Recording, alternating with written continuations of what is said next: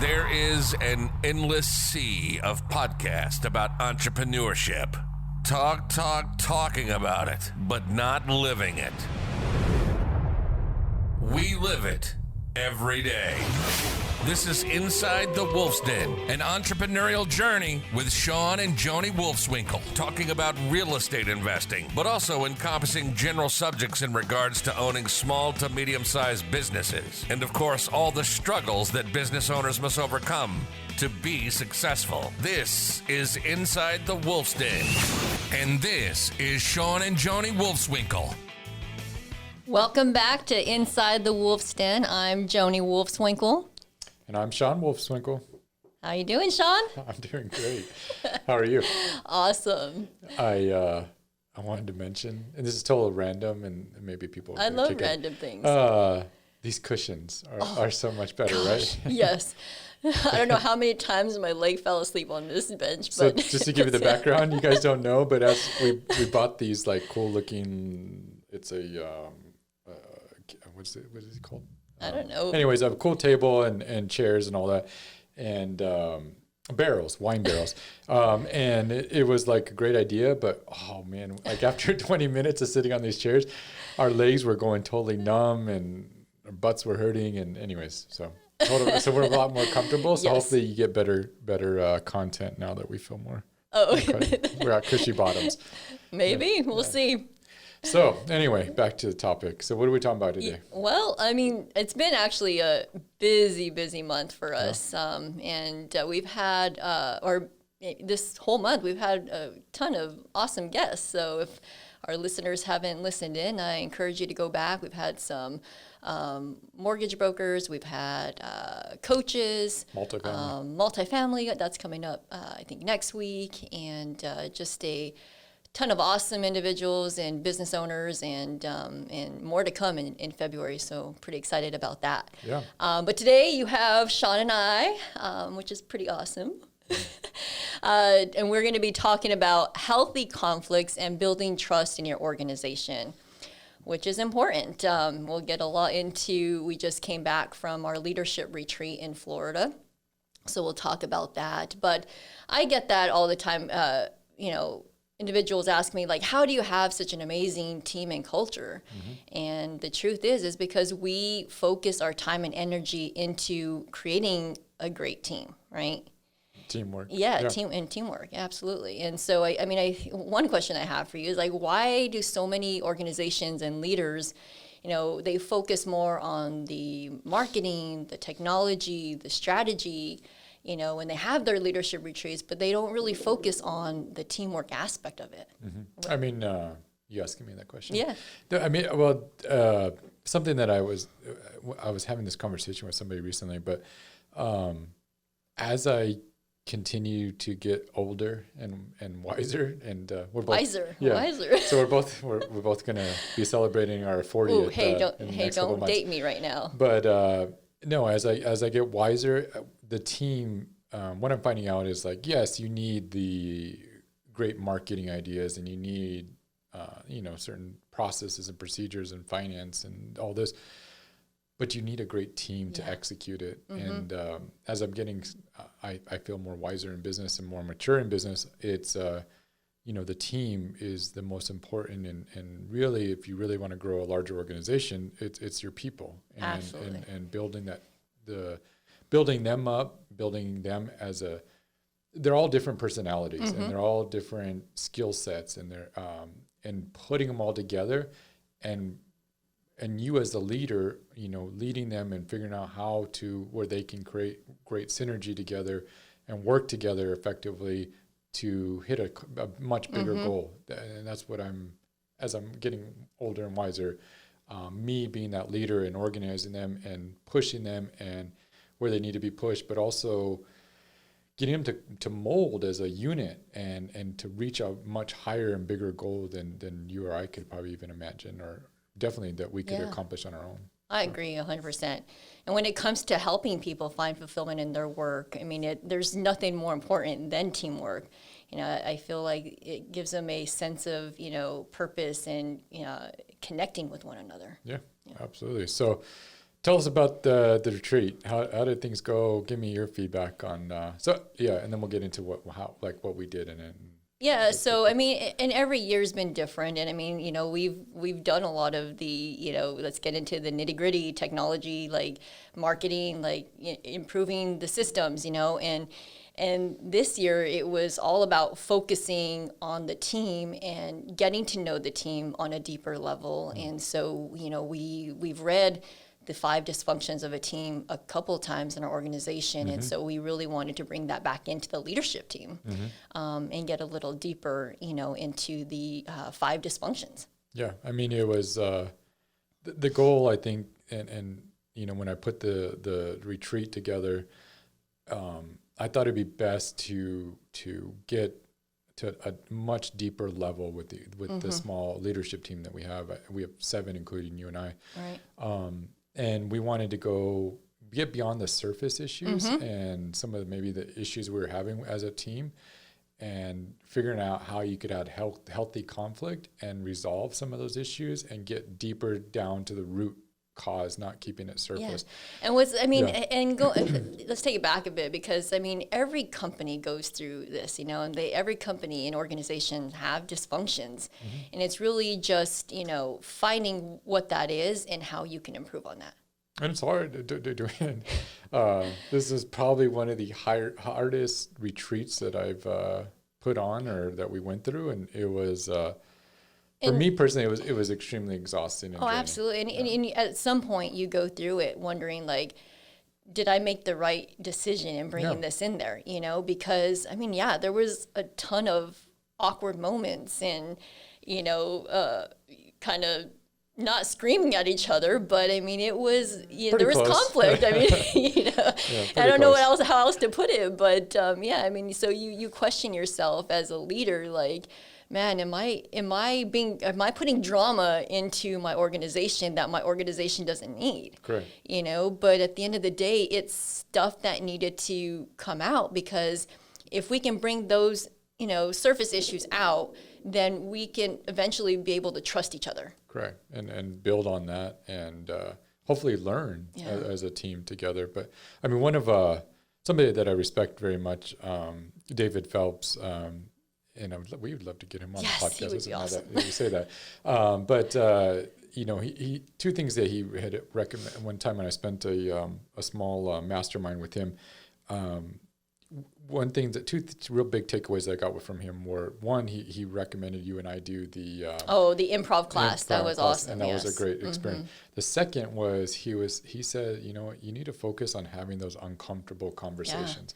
And that's always stuck with me. And it's like, and I remember him saying that, because I'm like, man, like, thinking about it, like, who wants to have uncomfortable conversations? And I mean, and especially you don't like conflict at all. Our personalities are totally different. Like, I can be more direct, and you don't like the conflict. So it's uncomfortable when you're not used to that. And I tend to avoid it. And I'm sure there's a lot of you out there. I'm finding with working with our different team members and all that, there's a lot of people like me that tend to avoid conflict. And for us to put ourselves in those conflict situations, you guys don't realize how draining and exhausting and how much willpower we have to expend to be able to go through this. I know, because I live with you. I've been with you for this long, so I know how much it drains you. And absolutely. I mean, if you haven't been put in that situation, it is. I mean, you go home exhausted sometimes because you're so tired of the drama. You don't want to deal with it. Yeah. And avoid it. But when I have to do it, it takes twice as much energy, I think, as some people that are more used to more conflict. So, but so, I mean, what we did was, like Joni mentioned, we had read the 5 Dysfunctions of a Team by Patrick, how do you say his last name? Lencioni? Lencioni. Lencioni. Sorry Patrick, please don't. If you're listening to this, please don't be mad. Patrick Lencioni. I hope he's listening to this. That'd be awesome. But his book is awesome. I highly recommend it. And it's really a story. It's a leadership story of an organization and what they went through with their leadership team. And the book was much similar to our. Well, yeah, I ours. laugh at that because after reading the book, I was like, man, like we were just like that. One of the ladies in there, she kind of like throws in the towel and like runs off. I was like, well, we weren't quite like that, but pretty close. Pretty close. Luckily, nobody got thrown in the pool or the ocean, or no fights took place. But the next step that we also did was we purchased the field guide that goes with the book, and this is what we use as to outline our leadership meeting and our retreat. And we went through the different exercises in this book, and so I highly recommend it. And we're going to get into a lot of it today, but that's how we structured our retreat. And I think if you guys haven't read the book, it's a phenomenal book, and it really will help your team overcome a lot of challenges. And so the book's based upon 5 different dysfunctions that they commonly find, or Patrick has commonly found in teams. The first one is absence of trust. So the first thing you got to do is trust one another. So that means being able to be vulnerable. And that's a hard thing for, a lot of people. I mean, it's hard for me. I'm just learning that myself, but just opening up to somebody that you don't normally open up to. And it's kind of weird, I think, sometimes contradicting to old business way of doing business. You don't show vulnerabilities. Exactly. You don't expose yourself. You don't show weaknesses. You don't open up about your personal life at the work environment. But it's I think times are changing, and that's something. In order to really trust your team, you got to be able to feel comfortable sharing with them. Exactly. And you spend majority of your time with your team, than at home. So I mean, you have to. And at the same time, I think if you're receiving feedback from somebody or criticism, or being able to accept that and work on that, and listen to it, not get argumentative or defensive, but listen and say, okay, where's he coming from, or she, where do I demonstrate this? Maybe ask questions. Right. And that could be hard. I mean, initially, like just in our leadership, that came up when on a few assessments that we did. Like if you were like, no, that's not me. Like what are you talking about? But then once they kind of processed it and thought more about it after the weekend, they're like, you know what? Like like I need to work on that. Right. And so it's the first step, being self-aware. The second dysfunction is fear of conflict. So, like we just mentioned, avoiding conflict, not having those difficult and uncomfortable conversations. Not saying what's needed to be said at times. Yeah. And that's tough. It is tough. Yeah. Especially with the different personalities that we have. We have, a lot of team members in our leadership that don't like conflict at all. So, it's... And you got some that love it, or that are very, red, personalities and very aggressive. Right, and that's me. Yeah, and so then you have those, and they come at you aggressively and hard. And we don't mean to, but that's just, in the way we sometimes say it or approach it, it just, it comes out kind of fighting. So... Right. It's tough, and you got to learn, and we'll get into how we kind of learned each other's traits. And this is all based on a pyramid. So it starts with trust is the foundation of the pyramid, and what you need to start with, and then you build fear of conflict and overcoming those conflicts. Then the next is lack of commitment. So if you don't have trust and you don't have healthy conflict to get to resolutions of issues, you don't have nothing to commit about, and your organization is not going to get behind unless you can argue and prove why you thought what you did, or debate something. You're not going to be able to get the whole team to buy into your strategy. Then the next is avoidance of accountability. Holding the team accountable, and this is difficult as and I mean, it's something that you and I struggled, growing our company since the very beginning, and there was times where we were taken advantage of because we weren't holding them accountable like we should have. Right, and it's hard. And then you get somebody in an organization, and then you're going too far the other way where you're, they come in here and too much structure. So finding that happy medium. Yeah. And then attention to results. So, if you have trust, you have healthy conflict, you all commit behind something, you hold each other accountable, then it gets a team to drop their own personal ambitions and maybe personal goals and focus on the team. And the team goals, and that's what creates teamwork. Right. And then you got a whole synergy, a team together focused on the team's goals or the company goals, and you're achieving. So it's awesome. And I don't think we're through. We're gonna keep this year revisiting it. I think we had the healthy conflict and hopefully built some trust, and then we're gonna work on the commitment and accountability. We're really at the accountability stage, and then and see the results this year. But so some of the steps that we took, and this is all from the field guide for overcoming the 5 dysfunctions of a team. The steps that we took in our leadership meeting, I think this will help. I think I'll help a lot of people out there. If you got a small little team or you got a leadership team, I think some of these steps that we took, maybe you can use or implement. So, and we were there for 4 days, 4 or 5 days. But this took about maybe 2.5 days to get through all this. But we started off with, as a team, we took a field guide or a team assessment. That's what it was. From the book. So you can pay for an assessment. We sent it out to all the leaders. They took assessment before we got to Florida. Right. And the first thing we did was go through that team assessment, and it showed, okay, out of those 5 things, the trust, conflict, commitment, accountability, and results. Where were you strong and where were you weak? And on our team was I guess you'd say average on almost all of it. We weren't bad, but we weren't great at any one. And there was things that we could work on. So out of 5, we were like a 3, and there was things we could build upon. There were things that we, as a group, were very connected on. We all agreed on it. We're like 6 out of 7 all agreed that we were this, but then there were other times where we were like, 2, you only got 2 out of, so everybody was at a disagreement. Right. And so we talked about those questions. Why do you think that is? Why do you think there might be lack of trust here? Why are we not having healthy conflict, or, who's not, or what's causing that? Are we holding each other accountable? And we went through a bunch of questions. Right. Yeah, we did.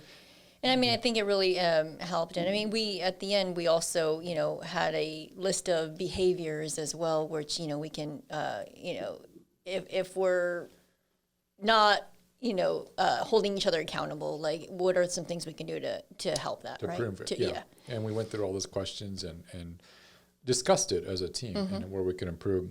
And then the second step we took was the personality test, personality. Right? So in our organization, we use the predictive index. We're big fans of it. We, as we're hiring people, we use the predictive index to assess candidates and to determine their personality traits and characteristics, and then match it to make sure that they're the right fit for that role or that position or that seat. Right. And so what we did is we went through each, leader's personality traits and, what was their strong points. Like for example, I'm a maverick. So, I'm, kind of driven and out there a little bit. I think you're all bad. I'm what? You're all like badass, as a maverick. I'm a bull. Maverick from Top Gun or something. Anyhow, whatever. No, but then the whole point was so we're able to, how we can work better with one another, right? And so each person presented on their assessment, and so we went through it and like, how does this person work well? What's their tendencies? How do you work well with that particular type of person? And, do they need appreciation? Do they need reinforcement? Are they aggressive and strong-willed? Are they, passive or are they outgoing? Right. All those different traits, and so that we could really get to know the team on a little bit deeper of a level. Yes. Yeah, and then it was good, and we also took it a little step further where people shared, personal stories and got to know each other better on a personal level, because we have 2 different offices, one in Albuquerque, one, and so some of the team from Albuquerque came and they've never met in person. That was and because we've been working, the team works remotely with one another, along with our remote team members in Mexico, and so. it was good that some of the leaders that don't get to see each other all the time were able to spend that time together. Correct. And bond and get to know each other, because I think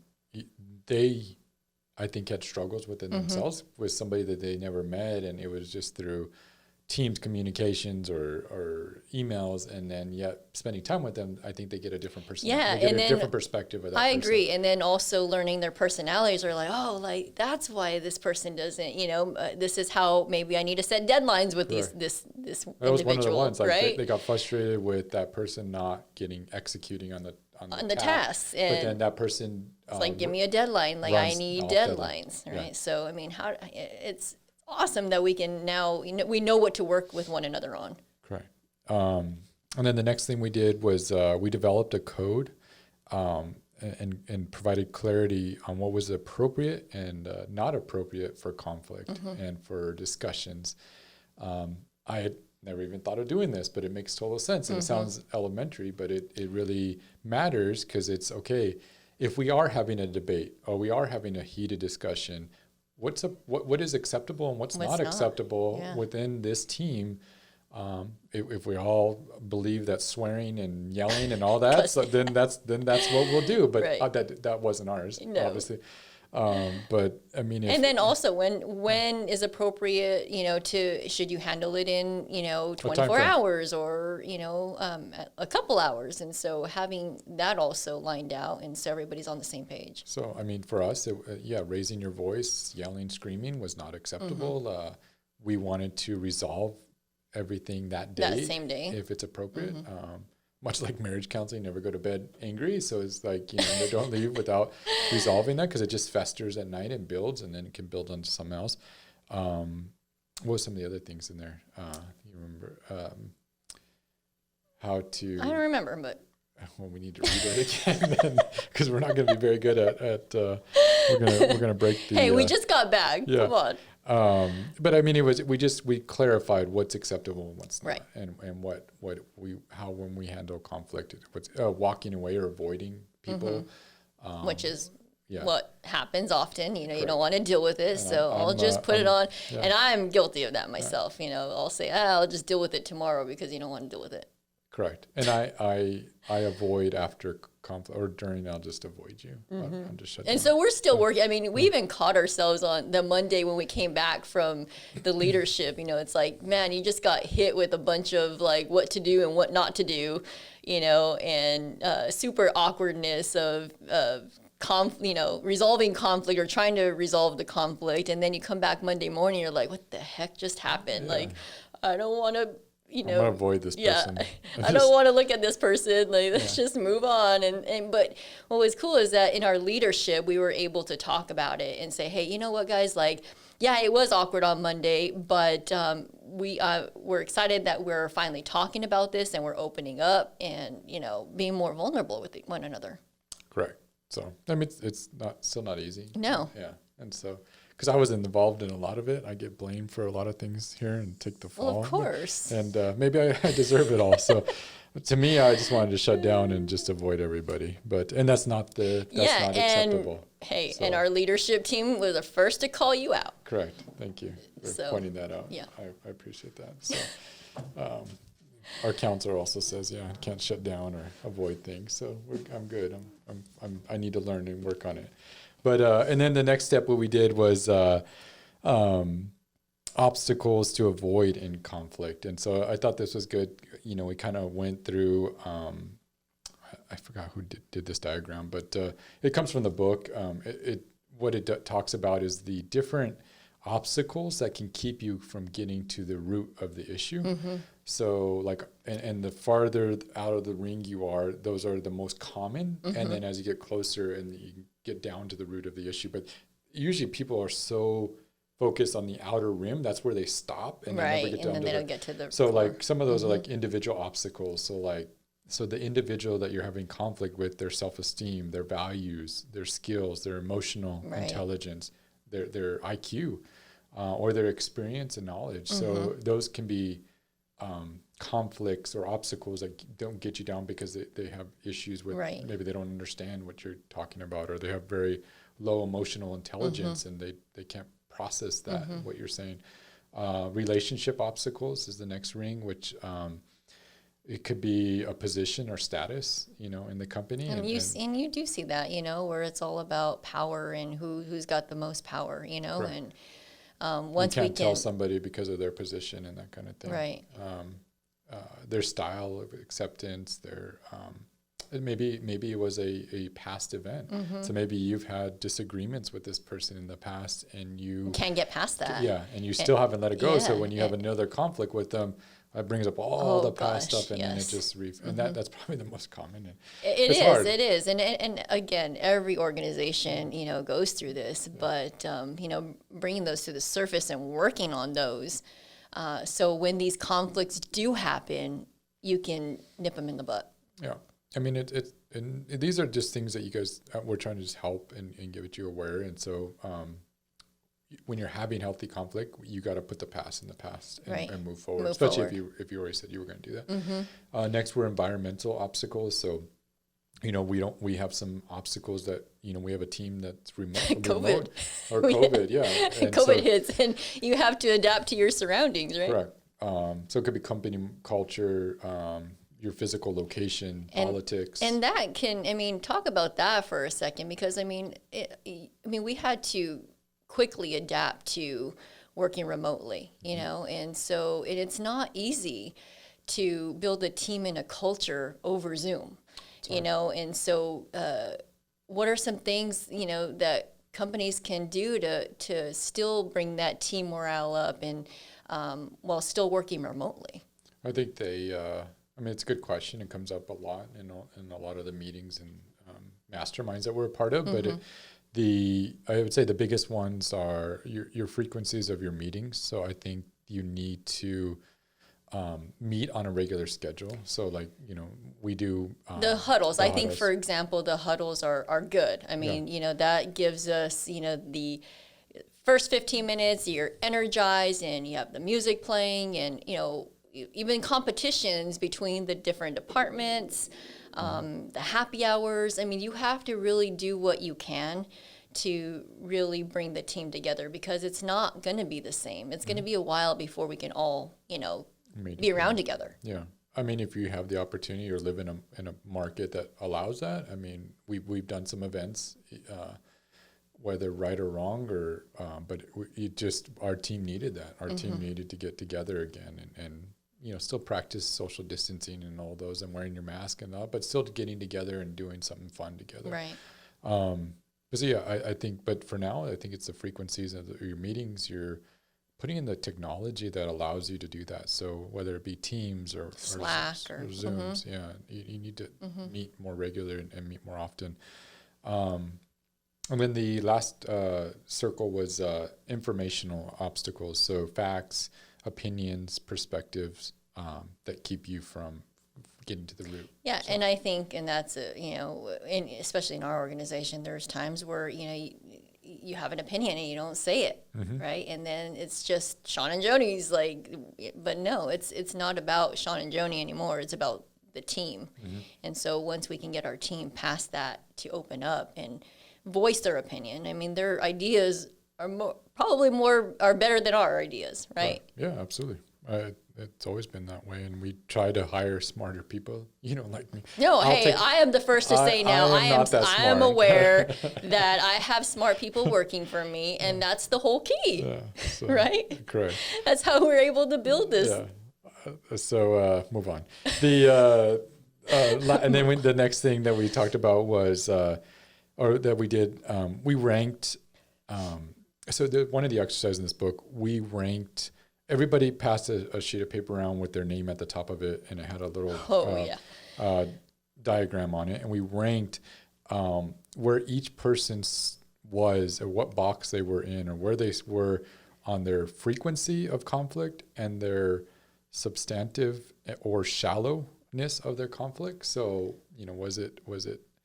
is it justified? Is it kind of shallow frequently? So each team member can voice how they saw you, which I love that, by the way. Anytime anybody's giving me feedback, I take that and I want to work on things that I'm weak at. And I think it showed for both both spectrums. That's a better way to put it. So people that had high frequency of conflict and maybe shallow conflict, it's something they can work on. Those are usually way more noticeable because they're the ones that cause more conflict, and they're the ones that maybe it's more frequent, and people would call it shallow, or petty. Petty, would be another word for it, and that's probably not the right words, but that's how it's looked at. And then there's other people that were on the other side that don't have very little conflict at all. But that's not good either, because then they're not bringing up issues. They're not challenging. They're not. They're not voicing their opinion. They're not challenging people that like, no, I disagree with that, what you just said, or I disagree with that. And they're the ones that need to create more conflict. So I think there's both sides. And I think ideally you'd want to be in the middle where you have, both. a healthy balance of both. Exactly. Yeah, because conflict is good. It doesn't have to be negative. Yeah, absolutely. And then lastly, we committed to what we need to work on, and committed on working on these issues as a team, and resolving some of these, and improving our teamwork, and committing to what we were going to resolve this year, and getting past some of those surface issues. So I mean, it's going to take time. Correct. But we're on track with that, and highly encourage any of you guys, if you're growing a team, whether it's small, medium-sized, larger. I mean, going through the 5 dysfunctions of a team with your leadership team or just your small team is crucial. I think you'll discover some things that you weren't aware of, and it'll strengthen your organization. And it's not all about structure, technology, all these in marketing. It's about building the team. That's what's important. Yeah, that's good. That's what's going to get you to the next level. And prepared for some conflict, and good luck. But it'll be well worth it. Way to stay positive, Shawn. So, I think that wraps it up. But do you have anything else? No, thanks for listening. If you have any questions, feel free to reach out to us personally. We would love to hear from some of you guys. Review us. And please follow us on Instagram. It's Joni M. Wolf. Joni M. Wolf. And I'm Shawn the Wolf on Instagram. Please, rate us, follow us on YouTube, or any platform that you can hear the podcast on. We'd love to get you guys' feedback. Please share this with people so that it can get out and the word can get out. But otherwise, we'll see you next week, and have a great week. Have a great week, everyone. You've been listening to Inside the Wolf's Den, an entrepreneurial journey with Shawn and Joni Wolfswinkle. Tons of entrepreneurial podcasts are out there. Talking. But Joni and Shawn are living it every single day. Their portfolio now includes many franchises and medium-sized businesses. We talk about the trials and motivators of successfully running a business. Join us again soon for another podcast. But until then, reach out on the website at InsideTheWolfsDen.com, on Facebook at Inside the Wolf's Den, on Instagram at Inside the Wolf Den. We'll see you again soon. This is Inside the Wolf's Den. We'll see you next time.